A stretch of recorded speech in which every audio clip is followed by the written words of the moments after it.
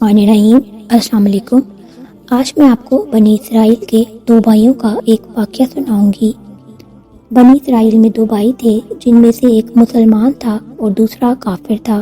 دونوں دریا کے شکاری تھے۔ کافر بت کو سجدہ کرتا تھا، مگر جب مچھلیوں کے لیے جال تیار کرتا تو اس میں ڈھیروں مچھلیاں آ جاتی اور اس کو کھینچنا بھی اس کے لیے مشکل ہو جاتا۔ مگر مسلمان کے جال میں صرف ایک ہی مچھلی آتی تھی اور وہ اسی پر صبر کے ساتھ خدا کا شکر ادا کرتا تھا۔ اتفاقاً ایک روز اس مسلمان کی بیوی اپنے مکان کی چھت پر گئی تو اس کی نظر کافر کی بیوی پر پڑی جو زیور اور بہترین لباس پہنے ہوئی تھی۔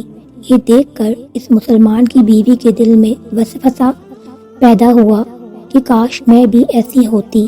تو کافر کی بیوی بولی، تو اپنے شوہر کو اس پر امادہ کر لے کہ وہ بھی میرے شوہر کے معبود یعنی بت کی عبادت کیا کرے تاکہ تو بھی میری طرح مالدار ہو جائے۔ یہ سن کر مسلمان کی بیوی کچھ غمزدہ سی ہو کر نیچے آ گئی، اور جب اس کا شوہر گھر آیا تو اس نے بیوی کا حال دیکھ کر دریافت کیا کہ آخر کیا بات ہے جس سے تو اس قدر غمزدہ معلوم ہوتی ہے۔ تو وہ کہنے لگی، بس میاں، یا تو تم مجھے طلاق دے دو یا اپنے بھائی کے معبود کی عبادت شروع کر دو۔ یہ سن کر اس کے شوہر نے کہا، خدا کی بندی، تو خدا سے نہیں ڈرتی؟ ایمان کی دولت ملنے کے بعد یہ کفر کی باتیں کرتی ہو؟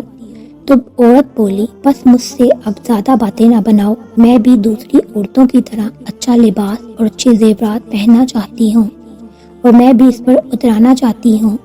اور اس کا اصرار بہت زیادہ بڑھ گیا تو اس نے اپنی بیوی کو تسلی دی اور کہا، اچھا، گھبرانے کی ضرورت نہیں ہے، میں کل سے کاریگروں اور مزدوروں میں جا کر محنت کر کے تجھے روزانہ 2 درہم دیا کروں گا، تو اس سے اپنی حالت درست کر لینا۔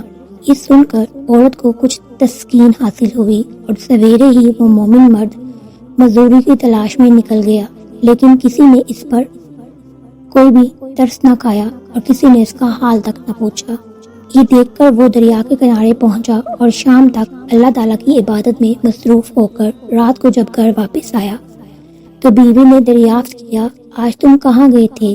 وہ کہنے لگا، میں بادشاہ کی خدمت میں مصروف تھا، اس نے مجھ سے 30 دن کام کرنے کی شرط کی ہے۔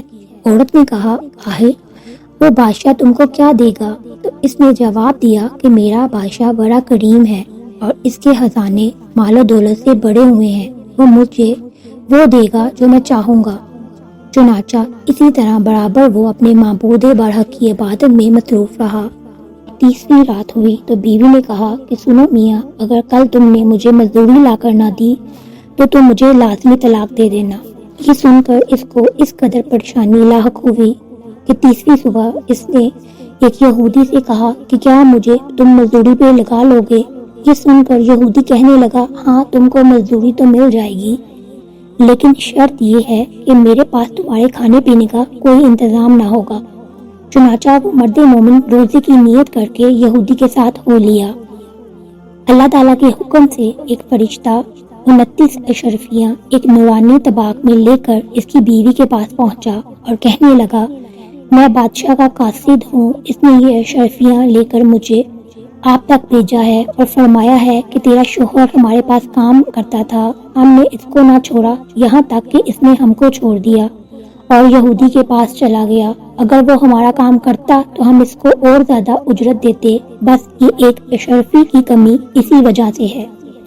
چنانچہ وہ عورت ان اشرفیوں میں سے ایک اشرفی لے کر بازار گئی۔ سنار نے اس کی 1000 قیمت عورت کے ہاتھ میں رکھ دی، اور جب شام کو وہ مومن مرد گھر واپس لوٹا تو عورت نے اس سے دریافت کیا، آج تم کہاں گئے تھے؟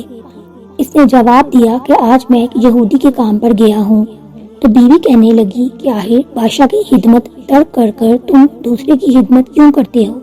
پھر اس کو اشرفیوں کا واقعہ سنایا، جس کو سن کر وہ مرد مومن روتے روتے بے ہوش ہو گیا، اور جب اس کو ہوش آیا تو بیوی سے کہنے لگا، افسوس کہ میں بادشاہ دو جہاں کی خدمت کا حق اپنے اوپر لازم نہ کر سکا۔